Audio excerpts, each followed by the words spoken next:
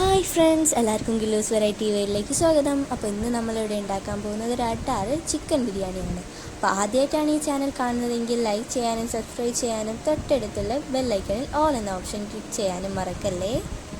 അപ്പോൾ നമുക്ക് വീഡിയോയിലേക്ക് പോകാം. അപ്പോൾ അതിനാദ്യമായി കഴുകിയ ചിക്കനിലേക്ക് തൈരാണ് ഒഴിക്കുന്നത്. അപ്പോൾ നിങ്ങൾ എടുക്കുന്ന തൈരിൻ്റെ പുളിപ്പിനനുസരിച്ചാണ് നിങ്ങൾ തൈര് ഒഴിക്കേണ്ടത്. പിന്നെ അതിലേക്ക് മഞ്ഞൾപ്പൊടി, പിന്നെ ബിരിയാണി മസാല, മുളക് പൊടി, അതൊക്കെ നിങ്ങളുടെ ടേസ്റ്റിനനുസരിച്ച്. മുളക് പൊടി, പിന്നെ ഉപ്പ്. ഇനി ഇതിലേക്ക് നമ്മൾ അല്പം ഡാൽഡ ഒഴിക്കുന്നുണ്ട്. ഇനി ഇതെല്ലാം ഒന്ന് ആ ചിക്കനിലേക്ക് പിടിക്കുന്ന തരത്തിൽ നല്ലോണം ഒന്ന് കൈ വെച്ച് മിക്സ് ചെയ്ത് കൊടുക്കാം. കണ്ടോ, ഇതേപോലെ നല്ലോണം ഒന്ന് മിക്സ് ചെയ്യുക.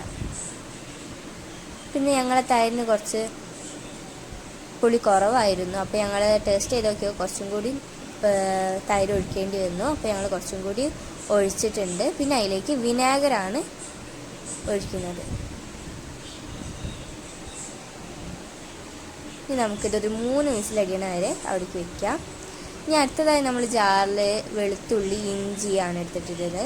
പിന്നെ പച്ചമുളകാണ് ഇതേപോലെ ഒന്ന് നിങ്ങൾക്ക് അരിഞ്ഞിടാം. കുറച്ചും കൂടി പെട്ടെന്നൊന്ന് അടിഞ്ഞ് കിട്ടുക. അല്ലെങ്കിൽ അങ്ങനെ തന്നെ ഇട്ടാലും പ്രശ്നമൊന്നുമില്ല. അപ്പോൾ കണ്ടോ, ഞങ്ങൾ അത്യാവശ്യം ഒരു എരിവിനനുസരിച്ച് തോനെ മുളക് എടുത്തിട്ടുണ്ട്. ഒന്ന് ഗ്രൈൻഡ് ചെയ്തെടുത്തിട്ടുണ്ട്. കണ്ടോ, അപ്പോൾ അതൊക്കെ ഒന്ന് കിട്ടി. ഇനി അടുത്തത് വേറൊരു ചെമ്പിലേക്ക് ഞങ്ങൾ തക്കാളിയാണ് മുറിച്ചിടുന്നത്.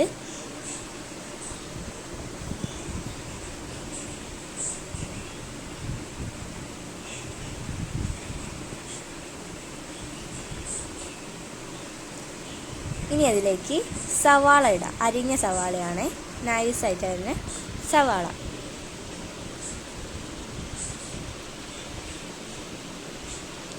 ഇനി അതിലേക്ക് നമ്മൾ നേരത്തെ അരച്ച് വെച്ച ആ ജിഞ്ചർ, ഗാർലിക്, പിന്നെ മുളകിൻ്റെ ആ പേസ്റ്റ് ഇടാം. ഇനി അതിലേക്ക് മഞ്ഞൾപ്പൊടി ഇടാം.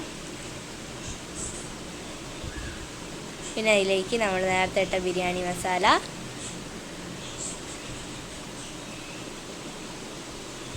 പിന്നെ ഉപ്പ്,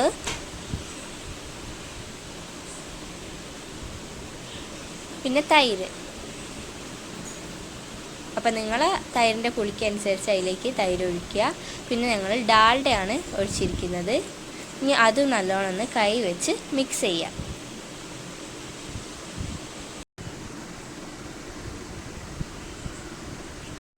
അപ്പം അത് നല്ലോണം ഒന്ന് കുഴച്ചെടുത്തിട്ടുണ്ട്. ഇനി നമുക്കിതൊന്ന് സൈഡിലേക്ക് മാറ്റി വയ്ക്കാം.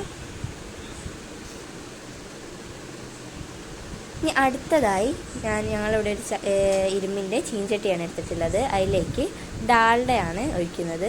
അതൊന്ന് ഉരുകി വരട്ടെ. ഉരുകി വന്നതിലേക്ക് നമ്മൾ എന്താണ് സവാള അരിഞ്ഞതാണ് ഇടുന്നത്. നല്ല നൈസായിട്ട് അരിഞ്ഞതാണ് ഇടുന്നത്. അപ്പോൾ അതൊന്ന് ഇതേപോലെ ഒന്ന് ബ്രൗൺ കളറായി വരുന്നവരെ ഒന്ന് വഴറ്റുക. അതിന് ശേഷം നമ്മൾ മാറ്റിയെടുത്തിട്ടുണ്ട്. ഇനി ആ വെളിച്ചെണ്ണയിലേക്ക് തന്നെ നമ്മൾ എന്താണ് കുറച്ച് മുന്തിരിയാണ് ഇടുന്നത്. അപ്പോൾ മുന്തിരിയൊക്കെ ബോൾ പോലെ ഒന്ന് ആയി വന്നിട്ടുണ്ട്. ഇനി നമുക്ക് അതൊന്ന് മാറ്റി വയ്ക്കാം. ഇനി അടുത്തതായി നമ്മൾ നേരത്തെ വെച്ചില്ല, ഒരു കുഴച്ച് വെച്ചാൽ അത് നമ്മളൊന്ന് തിളപ്പിക്കാം. അപ്പോൾ അതൊന്ന് തിളച്ച് വന്നിട്ടുണ്ട്.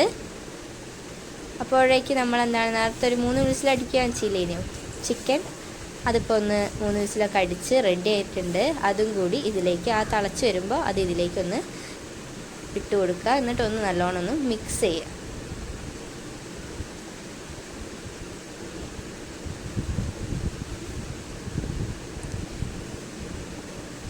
കണ്ടോ, അതൊക്കെ ഒന്നിട്ട് രണ്ടും കൂടി ഒന്ന് വെച്ച് കുറച്ച് തിളക്കട്ടെ. ആ തിളക്കിലേക്ക് നമുക്ക് എന്താ മല്ലിയില, പിന്നെ പുതിന, പിന്നെ നമ്മുടെ കരിവേപ്പിലൊക്കെ ഒന്ന് ഇട്ട് കൊടുക്കുക. ഒക്കെ ചെറുതായിട്ട് അരിഞ്ഞതാണ് ഇട്ടത്. കരിവേപ്പില അരിഞ്ഞിട്ടില്ല, ബാക്കിയെല്ലാം ഒന്ന് ചെറുതായിട്ട് അരിഞ്ഞതാണ് ഇട്ട് കൊടുക്കുന്നത്.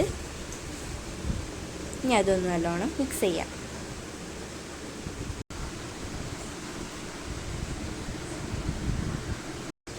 അപ്പോൾ അത് നല്ലോണം മിക്സ് ചെയ്ത് നമുക്ക് മാറ്റി വയ്ക്കാം. ഇനി അടുത്തത് നമ്മൾ അരി ഇടാനുള്ള വെള്ളമാണ് ഇവിടെ വെച്ചിട്ടുള്ളത്. അതൊന്ന് ചെറുതായിട്ട് തിളച്ച് വരുമ്പോൾ അതിലേക്ക് കുറച്ച് ഉപ്പിട്ട് കൊടുക്കുക. ഇതാണ് നമ്മുടെ ബിരിയാണി അരി. നല്ലോണം കഴുകി എടുത്തിട്ടുണ്ട്. ഇനി ഈ ബിരിയാണി അരി നമ്മൾ തിളച്ച് വരുന്ന ആ വെള്ളത്തിലേക്ക് ഇട്ട് കൊടുക്കാം.